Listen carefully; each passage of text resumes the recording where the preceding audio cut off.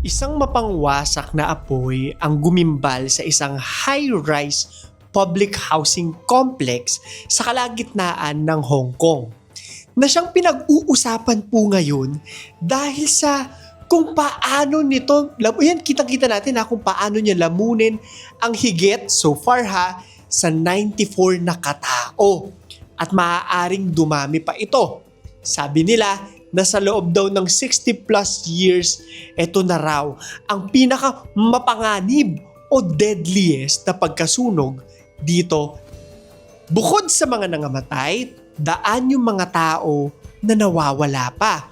At libo ang mga nasa evacuation centers dahil sa pinsala ng sakunang pinapakita namin sa inyo ngayon. Pero kung inaakala ninyo, isa lamang itong trahedya na parang walang may kasalanan o aksidente lang, maaari ay nagkakamali kayo. Dahil yung sunog, itinatrato na para bang isang krimen. May mga nagsasabi na meron daw dapat sisihin dito at merong gumawa nito. Pero ano nga kaya ang katotohanan dito? And specific concern lang din para sa atin, di ba? Meron bang mga Pinoy na nadamay sa pangyayaring ito? 30s, hinga muna kayong malalim. Magbukas kayo ng aircon or nung electric fan, i-number 3 nyo na dahil literal na mainit ang ating talakayan. Ang kwento natin ngayong gabi ay ang Hong Kong Inferno, ang sakunang dala ng sunog. Kung makikita ninyo sa mga footages at sa mga larawan, grabe talaga. Isang tingin pa lamang, alam mo na deadly talaga siya. Pero gusto ko rin na silipin natin ito ng mas malalim pa, di ba? Gaano siya ka-deadly? Ano yung mga statistics tungkol dito? Nabanggit ko nga na ito raw yung deadliest fire sa Hong Kong in 60 plus years. At ito ay classify nila bilang level 5 alarm. Ito yung may pinakamataas na severity, pinakamalala, pinakamatinding klase ng apoy. Within the first 40 minutes pa lang daw nung una itong ma-report, umabot na agad siya ng level 4, which nung nakita ko, mataas na talaga in itself. Pero around 6:22, which is 3.5 hours later, simula nung ma-report yung sunog na yan, niangat agad siya ulit doon nga sa 5. Ibig sabihin, palaki talaga siya ng palaki, nahihirapan talaga silang puksain siya. Alam nyo sabi ng mga balita sa local media, marami daw yung mga naririnig na mga explosions doon sa loob ng building. Yung mga fire hoses din daw, talagang hindi ganun kadali na mapuntahan yung mga parte na may sunog. Especially yung mga, kung makikita natin matataas talaga yung mga parte ng mga buildings dahil din daw sa tindi ng init ng apoy. Diba? Siyempre, bukod doon sa pagpuksa po nitong mga apoy na to, hindi na rin po kinaya ng mga firefighters na magsagawa ng mga rescue operations para sa mga tao na nagiiyakan na siguro at trap na sa kanilang mga tahanan sa loob nitong housing complex na ito.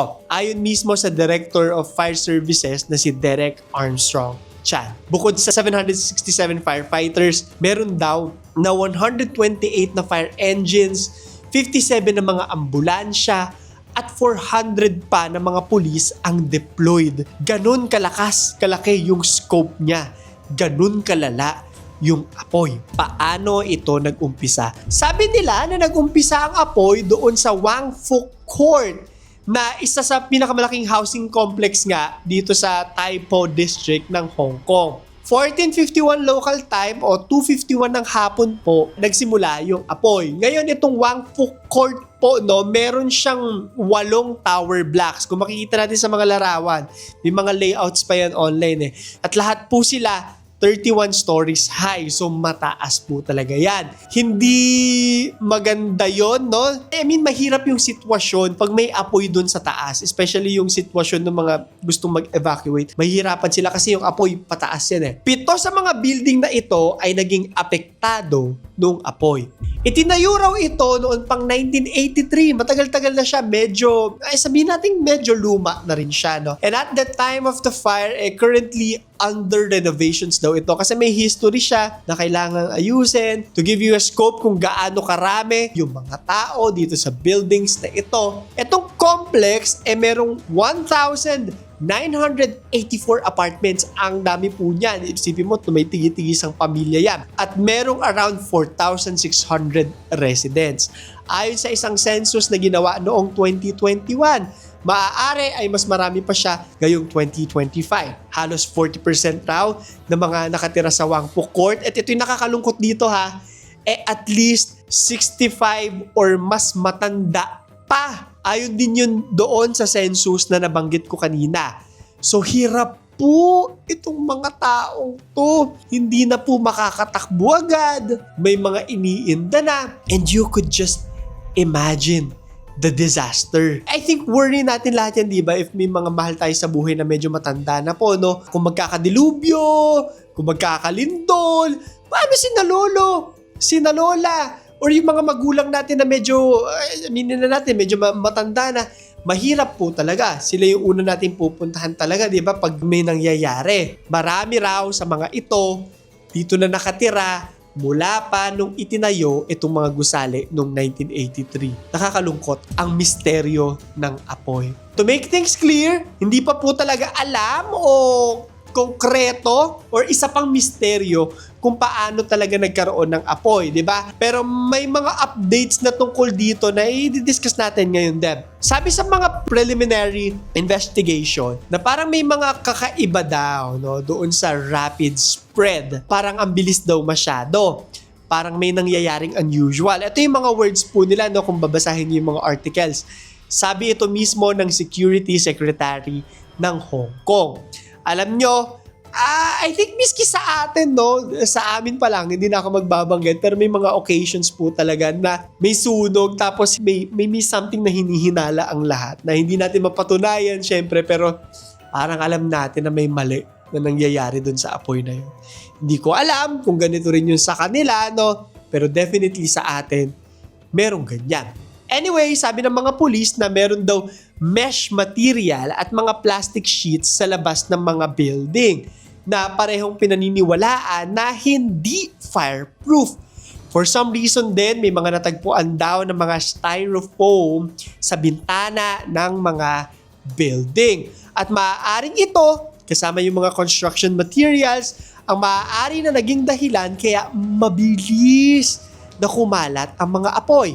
Sabi yan ng mga pulis ha. Ito na ngayon. So merong 3 po na inaresto yung mga pulis sa pagitan ng mga edad na 52 hanggang 68. At yung word po na ginamit nila is suspicion of manslaughter in connection dito sa apoy. Hindi pa natin alam yung specifics niyan. Hindi ko alam kung nagkakaroon na po sila ng kasuhan dyan. That's something na kailangan natin hintayin pa sa mga susunod na araw. Anyway, yung 3 po na yan, dalawa ay direktor ng construction firm na I think, syempre, may kinalaman doon sa housing complex. Habang yung isa naman po ay engineering consultant. Sabi ng mga kapulisan na sinisilip daw nila itong mga alleged actions or parang failure to act. Tinitingnan nila yan. Kami po ay may rason para paniwalaang itong mga in charge ay grossly negligent, nagpabaya po. At yon ang naging dahilan sa aksidenteng ito. At dumating sa puntong hindi na mapuksa ang apoy sa sobrang laki. Dahilan para harapin natin ngayon yung mga casualties na ito. Ayon din sa local media reports na may mga residente raw na nagsasabi na yung mga fire alarms daw sa building hindi umaandar. Nako, mapapaisip ka na naman talaga. Meron kaya talagang something na nangyayari behind the scenes. Tandaan natin na kapag may usok, merong apoy. Literally and figuratively. Ang unang biktima. So kagaya po na nabanggit ko, no, and I think nakikita nyo naman na rin na napakarami pong biktima ng trahedyang ito. At marami sa mga mahal nila sa buhay, no, pinag-uusapan po online, nagte-trending dahil kitang-kita sa mga larawan po, kagaya nitong papakita namin, yung pain nila, kitang-kita sa mata na maaari yung mahal nila sa buhay wala na. At wala na silang magawa kundi magwala na lang dun sa labas, mag-iiyak na lang. The same will be true for us kung mga experience din natin yan eh. Isa sa mga example nito, no, ay itong si Won. 71 years old na siya. Grabe. Nagmamakaawa na siya, naiiyak na rin siya dun sa mga nakapalibot sa kanya. I'm guessing, no, siguro, tulungan niyo po yung asawa ko, tulungan niyo yung asawa ko. I think ganun na rin yung sinasabi niya, no. Yung asawa niya kasi po, trap doon sa loob na nagbabagang mga gusali. So kung 71 siya, syempre mga ganung age din yung asawa niya. Kawawa naman. So maliligtas pa kaya siya? Sa ngayon, hindi po natin alam. Pero ililipat natin ngayon ang ating atensyon sa kung sino nga ba ang unang naiulat na naging biktima nitong apoy na ito. At ang kasagutan ay itong lalaki na nakikita nyo sa inyong screen. Nabanggit ko sa inyo kanina, napahirapan ang pagliligtas sa mga residential trapped sa mga matataas na parte ng gusali. Dito ngayon papasok si Ho Wai Ho, isang 37 years old na lalaki. Dahil hindi na talaga kinaya ng mga ladder po, no? Hindi na talaga mapasok yung mga truck, yung kondisyon ng mga buildings, namatay si Ho Wai Ho sa pagliligtas sa mga residente. Natagpuan na lamang daw itong nag-collapse at agad-agad dinala sa Prince of Wales Hospital. Pero kahit na pinilit pa siyang iligtas ng kanyang mga katrabaho, 4:41 PM, siya ay inanunsyo ng patay. 9 years na raw nagtatrabaho sa Fire Services Department ang lalaki at kilala siya ng mga katrabaho niya dahil sa kanyang selfless devotion to duty. Literal po na nag-alay ng buhay para makapagligtas. At alam nyo, mismong si Chinese President Xi Jinping ang nag-express ng kanyang condolences, of course, sa lahat din ng mga biktima ng trahedyang ito. Ngayon po, meron pang isang rason kung bakit nagte-trending ang kwento ng firefighter na to. Marami yung mga nagpo-post online ng larawang ito. Kasama ang isang babae, no, nitong firefighter. Siya ay isang buwan na lang pala ang hinihintay bago mapakasalan ang nobya niya na 10 taon niya nang kinakasama. Nakakalungkot, pero isa itong patunay na marami yung handa na mag-alay ng sarili nila kapag tinatawag ka ng Call of Duty. May imagine mo na lang, ano kaya yung nararamdaman ng kanyang fiancé, ang sakit sigurong tanggapin na bigla-bigla na lang mawawala yung kabiyak ng puso mo. Ang sakit no, di ba? Anyway, alis muna tayo sa mga naging biktima at silipin natin anong nangyari doon sa mga nakaligtas, the evacuated residents. Ngayon, marami pong mga emergency shelters ang sinet up para ma-accommodate itong mga residenteng naging biktima ng apoy. Isa sa mga example po nito ay sa Tung Chong Street Sports Center na punong-puno na po talaga. So yung ibang mga residente, kinailangang ilipat na rin sila kasi hindi na kasya. Nandyan din yung Quang Phuc Community Hall na isang kalye lang daw yung pagitan. However, parang hindi na rin safe kaya nagsiset up pa sila ng ibang mga evacuation centers kasi medyo malapit nga doon sa apoy. Ito ngayon yung eksena para sa karamihan ng mga residente na nag-evacuate po ha. Marami pong mga media ang nagpapakita na karamihan po talaga sa kanila ay mga elderly, naka-cane, naka-walking sticks at yung iba, naka-wheelchair na talaga. Luckily, itong mga taong ito ay nakaligtas. Mas marami pa rin yung nakaligtas kahit na marami ang nasawi sa trahedya. Ang pangit sabihin na swerte pero at least kahit papano hindi namatay lahat. Kung naiintindihan nyo yung sinasabi ko, diba? Kahit papano may mga nailigtas pa rin. Yun yung pinaka magandang pamamaraan na masasabi ko siya. Marami rin daw yung mga paaralan ang huminto ng operasyon to give way as shelters, kagaya na lang ng mga paaralan doon sa Taipo. Nakapag-set up rin sila ng mga hotline para sa may mga katanungan sa mga casualties ng disaster na to. Siyempre maraming curious, ano nangyari sa kapamilya ko? Now of course, we need to ask the question, kamusta kaya yung mga kababayan natin? Meron kaya sa kanilang tumutuloy dito ang apektadong mga Pilipino? Ilan sa mga naging apektado ay 23 na mga kababayan nating domestic workers. Alam natin na marami tayong kababayan dyan sa Hong Kong di ba? Yung sa pelikula pa lang ni Catherine Bernardo tsaka ni Alden Richards. Nakita natin yung kalagayan nila dyan. Isa sa kanila, sa kasamaang palad na ospital daw. Hindi ko na po alam yung details kung bakit siya na ospital, no? Pero so far, most of them, as far as I know, okay naman po. Sabi na rin mismo ng gobyerno na mag-aarlay po sila ng assistance sa lahat ng mga ito. Sabi po ng DFA, wala naman daw casualties sa insidente. However, as of the filming of this video, meron daw yung isa pa nawawala. The consulate will continue to coordinate with Hong Kong's police force, Labor Department, and Home Affairs Department to determine the whereabouts of one missing Filipino. Sana pagka-upload namin ito ay nahanap na siya. The department also wishes to thank Hong Kong authorities who are helping locate, identify, and assist affected Filipinos. Komunidad. The irony of this story is madilim yung kwento. Kahit na tungkol sa apoy ang kwento na nagbibigay ng liwanag. Binigay ko lang yung irony dyan. No? And I guess, speaking of liwanag, gusto kong mag-focus din sa liwanag ng kwento. If there is something good that came out of it, kahit papaano is lalong lumabas yung beauty of the sense of community. Habang nangyayari ang sunog, napakaraming communities, hindi lang online, especially dun sa mga taga Taipo District, yung mabilisang nag-mobilize para magbigay ng kani-kanilang tulong. Lahat busy sa pag-share ng information, materyales, whether online posts or in person para sa mga apektadong residente. Maraming mga maliliit din daw ng mga shops, mga simbahan ang nagbukas para sa mga apektado. Namimigay ng mga libreng pagkain at pansamantalang tirahan para sa kanila. Nag-a-assist din sila sa pangongolekta at pagdidistribute ng mga donated materials. Napakarami rin mga citizens na nag-volunteer.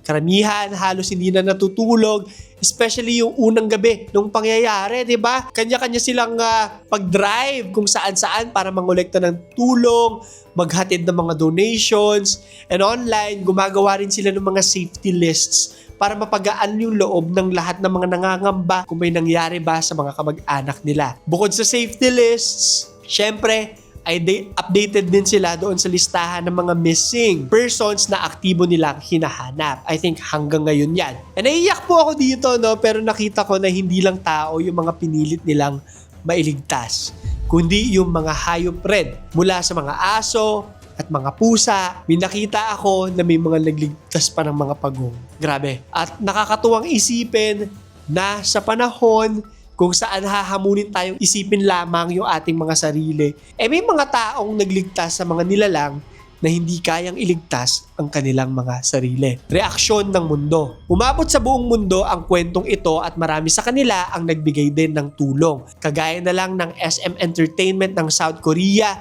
na nag-pledge ng 1 million Hong Kong dollars sa Hong Kong Red Cross. May mga music groups din po, mga idol groups na nag-pledge ng kanilang mga tulong. Ang Alibaba Group nag-donate ng 20 million Hong Kong dollars at ang Jack Ma Foundation nag-donate ng 30 million Hong Kong dollars. Marami ring mga world leaders yung nagbigay ng kani-kanilang pakikiramay sa pangyayari at nag-abot din ng kani-kanilang mga tulong. Huling balita. As of the writing of this episode, ito ang huling balitang nakita ko tungkol sa kwentong ito. Firefighting at Hong Kong blaze ends with deaths over 90, with dozens still missing. Sa wakas, tapos na rin ang sunog. 94 ang reported na patay pero marami pa rin ang nawawala, which means may chance pa na lumaki yung bilang ng mga namatay dahil sa trahedyang ito. Alam mo, sabi nila, I'm sure narinig nyo na to, mas mabuti nang manakawan ka kesa masunugan. Dahil yung mga ninakaw sa'yo, diba? Pwede nang palitan yan or isa-isa lang yung mawawala sa'yo. Pero yung buhay,